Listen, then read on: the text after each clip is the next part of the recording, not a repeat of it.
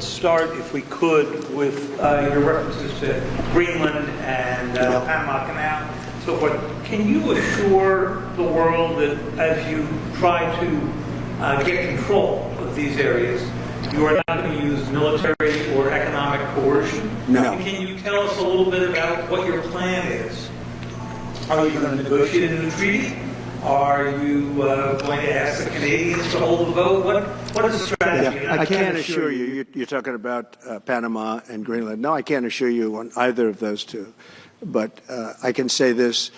We need them for economic security. The Panama Canal was built for our military. I'm not going to commit to that now. It might be that you'll have to do something.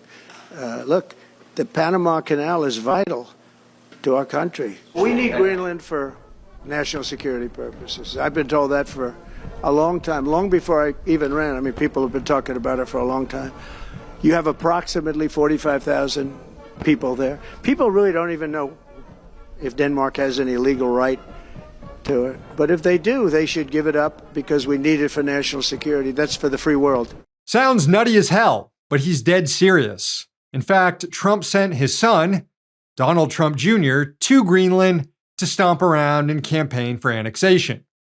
The very gummy Charlie Kirk joined the delegation. Donald Trump Jr. probably loved Greenland because he's notorious for loving that snow. After issuing threats against Panama and Denmark, Trump turned to the north, urging Canada to give up its sovereignty and become a U.S. state, even threatening economic warfare against them, too. You said you were considering military force to acquire Panama and Greenland. Are you also considering military force to annex and acquire Panama? No, economic force.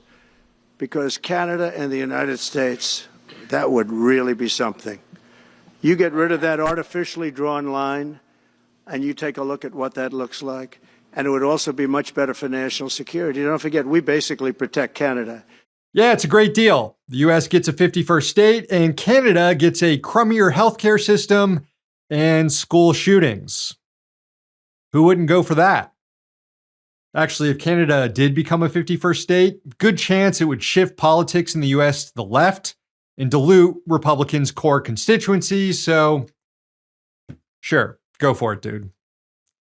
Trump also further antagonized Mexico during his press conference. That's another country he's threatened to use military force against.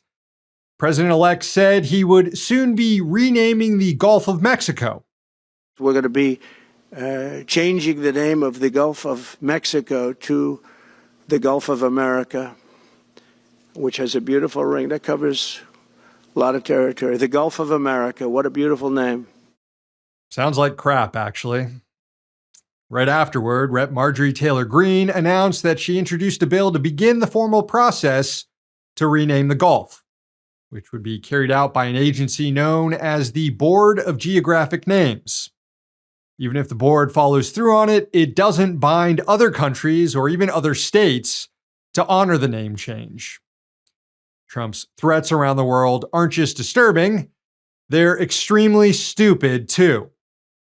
People need healthcare and economic support, and Trump is like, well, the best I can do is Gulf of America.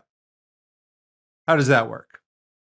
Hey, thanks for watching. Hit the subscribe button so you don't miss any of our new videos. Also, if you want to see Means Morning News in its complete form, not just the clips we post here, head on over to Means TV and get access to all our new episodes and our entire backlog, plus tons of other great movies and original TV shows.